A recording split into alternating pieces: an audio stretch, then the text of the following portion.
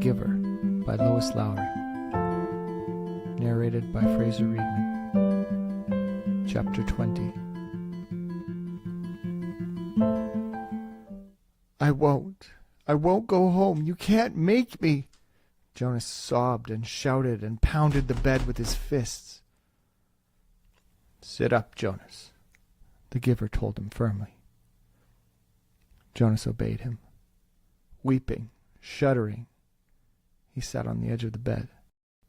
He would not look at the Giver. You may stay here tonight. I want to talk to you. But you must be quiet now while I notify your family unit. No one must hear you cry. Jonas looked up wildly. No one heard that little twin cry either. No one but my father. He collapsed in sobs again. The Giver waited silently. Finally, Jonas was able to quiet himself, and he sat huddled, his shoulders shaking. The Giver went to the wall speaker and clicked the switch to on. Yes, receiver. How may I help you? Notify the new receiver's family unit that he will be staying with me tonight for additional training. I will take care of that, sir. Thank you for your instructions, the voice said.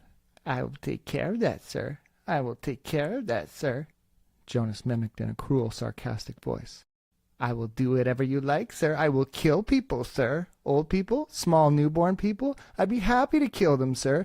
Thank you for your instructions, sir. How may I help you? He couldn't seem to stop. The Giver grasped his shoulders firmly. Jonas fell silent and stared at him. Listen to me, Jonas. They can't help it. They know nothing. You said that to me before. I said that because it's true. It's the way they live. It's the life that was created for them. It's the same life that you would have if you had not been chosen as my successor. But he lied to me. Jonas wept. It's what he was told to do, and he knows nothing else. What about you? Do you lie to me too? Jonas almost spat the question at the Giver. I am empowered to lie, but I have never lied to you. Jonas stared at him. Release is always like that? For people who break the rules 3 times? For the old? Do they kill the old too? Yes, it's true. What about Fiona? She loves the old. She's in training to care for them. Does she know yet? What will she do when she finds out? How will she feel? Jonas brushed wetness from his face with the back of one hand. Fiona is already being trained in the fine art of release, the Giver told him. She's very efficient at her work, your red-haired friend. Feelings are not part of the life she's learned. Jonas wrapped his arms around himself and rocked his own body back and forth. What should I do? I can't go back. I can't. The Giver stood up. First, I will order our evening meal. Then we will eat. Jonas found himself using the nasty, sarcastic voice again. Then we'll have a sharing of feelings. The Giver gave a rueful, anguished, empty laugh. Jonas, you and I are the only ones who have feelings. We've been sharing them now for almost a year. I'm sorry, Giver, Jonas said miserably. I don't mean to be so hateful. Not to you. The Giver rubbed Jonas's hunched shoulders. And after we eat, he went on, we'll make a plan. Jonas looked up, puzzled. A plan for what? There's nothing we could do. It's always been this way. Before me, before you, before the ones who came before you. Back and back and back. His voice trailed the familiar phrase. Jonas, the Giver said, after a moment. It's true that it has been this way for what seems forever. But the memories tell us that it has not always been. People felt things once. You and I have been part of that, so we know. We know that they once felt things like pride and sorrow and love, Jonas added, remembering the family scene that had so affected him. And pain. He thought again of the soldier. The worst part of holding the memories is not the pain. It's the loneliness of it. Memories need to be shared. I've started to share them with you, Jonas said, trying to cheer him. That's true. And having you here with me over the past year has made me realize that things must change. For years I felt that they should, but it seemed so hopeless. Now, for the first time, I think there might be a way, the Giver said slowly. And you brought it to my attention. Barely, he glanced at the clock, 2 hours ago. Jonas watched him and listened. It was late at night now. They had talked and talked. Jonas sat wrapped in a robe belonging to the Giver. the long robe that only elders wore. It was possible, what they had planned. Barely possible. If it failed, he would very likely be killed. But what did that matter? If he stayed, his life was no longer worth living. Yes, he told the giver, I'll do it. I think I can do it. I'll try anyway, but I want you to come with me. The giver shook his head. Jonas, he said, the community has depended all these generations, back and back and back, on a resident receiver to hold their memories for them. I've turned over many of them to you in the past year, and I can't take them back. There's no way for me to get them back if I have given them. So if you escape, once you're gone, and Jonas, you know that you can never return. Jonas nodded solemnly. It was the terrifying part. Yes, he said, I know.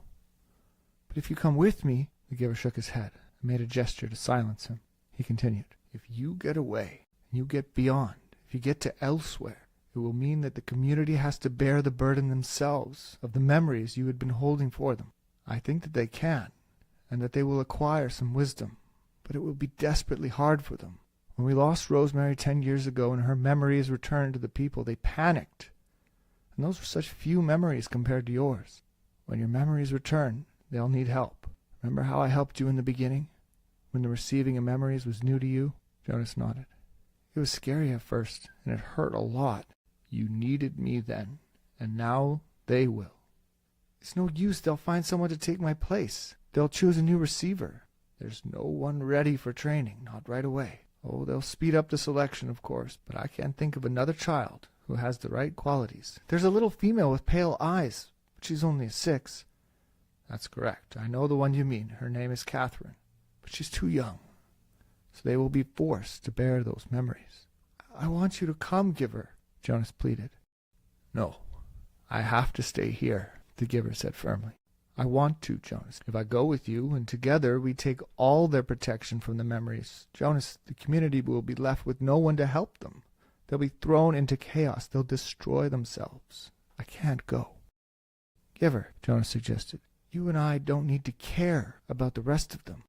The giver looked at him with a questioning smile. Jonas hung his head. Of course they needed to care. It was the meaning of everything. And in any case, Jonas, the giver sighed, I wouldn't make it. I'm very weakened now. Do you know that I no longer see colors? Jonas's heart broke. He reached for the giver's hand. You have the colors, the giver told him. And you have the courage. I will help you to have the strength. A year ago, Jonas reminded him, when I had just become a 12, when I began to see the first color, you told me that the beginning had been different for you, but that I wouldn't understand. The giver brightened. That's true. And do you know, Jonas, that with all your knowledge now, with all your memories, with all you've learned, still you won't understand? Because I've been a little selfish. I haven't given any of it to you. I wanted to keep it for myself to the last. Keep what? Now, I was just a boy, younger than you. It began to come to me, but it wasn't the seeing beyond for me. It was different. For me, it was hearing beyond. Jonas frowned, trying to figure that out. What did you hear? He asked. Music, the giver said, smiling. I began to hear something truly remarkable, and it's called music. I'll give you some before I go. Jonas shook his head emphatically. No, giver, he said. I want you to keep that, to have with you when I'm gone. Jonas went home the next morning, cheerfully greeted his parents, and lied easily about what a busy, pleasant night he had had. His father smiled and lied easily, too, about his busy and pleasant day the day before. Throughout the school day, as he did his lessons, Jonas went over the plan in his head. It seemed startlingly simple. Jonas and the giver had gone over it and over it late into the night hours. For the next 2 weeks, as the time for the December ceremony approached, the giver would transfer every memory of courage and strength that he could to Jonas. He would need those to help him find the elsewhere that they were both sure existed. They knew it would be a very difficult journey. Then, in the middle of the night before the ceremony, Jonas would secretly leave his dwelling. This was probably the most dangerous part yet, because it was a violation of a major rule for any citizen not on official business to leave a dwelling at night. I'll leave at midnight, Jonas said. The food collectors will be finished picking up the evening meal remains by then, and the path maintenance crews don't start their work that early, so there won't be anyone to see me. Unless, of course, someone's out on emergency business. I don't know what you should do if you are seen, Jonas, the giver had said. I have memories, of course, of all kinds of escapes, people fleeing from terrible things throughout history, but every situation is individual. There's no memory of one like this. I'll be careful, Jonas said. No one will see me. As receiver in training, you're held in very high respect already, so I think you wouldn't be questioned very forcefully. I'd just say I was on some important errand for the receiver. I'd say it was all your fault that I was out after hours, Jonas teased. They both laughed a little nervously. But Jonas was certain that he could slip away unseen from his house, carrying an extra set of clothing. Silently, he would take his bicycle to the riverbank and leave it there, hidden in the bushes, with the clothing folded beside it. Then he would make his way through the darkness, on foot, silently, to the annex. There's no nighttime attendant, the giver explained. I'll leave the door unlocked. You simply slip into the room. I'll be waiting for you. His parents would discover when they awoke that he was gone. They would also find a cheerful note from Jonas on his bed telling them that he was going for an early morning ride along the river, that he would be back for the ceremony. His parents would be irritated, but not alarmed. They would think him inconsiderate, and they would plan to chastise him later. They would wait, with mounting anger, for him. Finally, they would be forced to go, taking Lily to the ceremony without him. They won't say anything to anyone, though, Jonas said, quite certain. They won't call attention to my rudeness because it would reflect on their parenting. And anyway, everyone's so involved in the ceremony that they probably won't notice that I'm not there. Now that I'm 12 and in training, I don't have to sit with my age group anymore. So Asher will think I'm with my parents or with you, and your parents will assume you're with Asher or with me. Jonas shrugged. It will take everyone a while to realize that I'm not there at all, and you and I will be long on our way by then. In the early morning, the giver would order a vehicle and driver from the speaker. He visited the other communities frequently, meeting with their elders. His responsibilities extended over all the surrounding areas, so this would not be an unusual undertaking. Ordinarily, the giver did not attend the December ceremony. Last year he had been present because of the occasion of Jonas's selection, in which he was so involved. But his life was usually quite separate from that of the community. No one would comment on his absence, or on the fact that he had chosen this day to be away. When the driver and vehicle arrived, the giver would send the driver on some brief errand. During his absence, the giver would help Jonas hide in the storage area of the vehicle. He would have with him a bundle of food, which the giver would save from his own meals during the next 2 weeks. The ceremony would begin, with all the community there. By then, Jonas and the giver would be on their way. By midday, Jonas's absence would become apparent, and would be a cause for serious concern. The ceremony would not be disrupted. Such a disruption would be unthinkable, but searchers would be sent out into the community.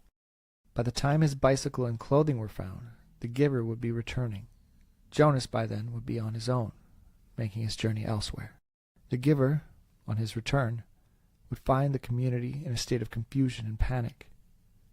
Confronted by a situation which they had never faced before, and having no memories from which to find either solace or wisdom, they would not know what to do, and would seek his advice. He would go to the auditorium, where the people would be gathered still. He would stride to the stage and command their attention.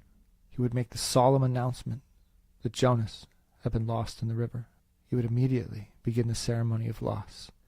Jonas, Jonas, they would say loudly, as they had once said the name of Caleb. The giver would lead the chant.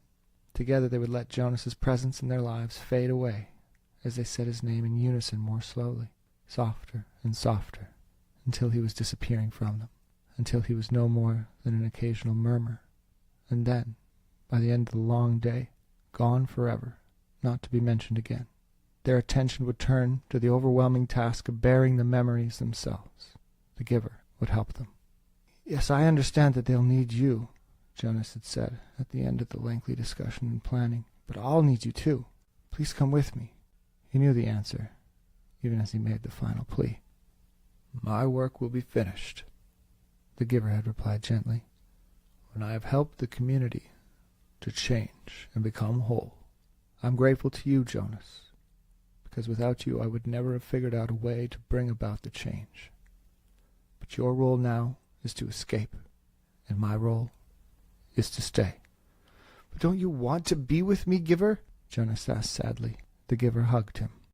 I love you, Jonas, he said, but I have another place to go When my work here is finished, I want to be with my daughter." Jonas had been staring glumly at the floor. Now he looked up, startled. "I didn't know you had a daughter, Giver. You told me that you had a spouse. I never knew about your daughter." The Giver smiled and nodded. For the first time in their long months together, Jonas saw him look truly happy. "Her name was Rosemary," the Giver said.